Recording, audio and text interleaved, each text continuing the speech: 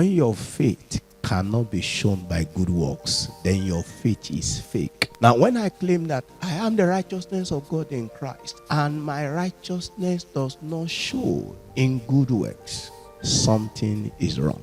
And don't let anybody say that that's the gospel of works. That's gospel. No. You don't put the chariot before horse. It is after I have received righteousness by faith through grace, then I must accomplish that gift of righteousness with my own righteous deeds. The rich man went to hell not because he was committing adultery. He went to hell because the man is supposed to show good deed to didn't do it.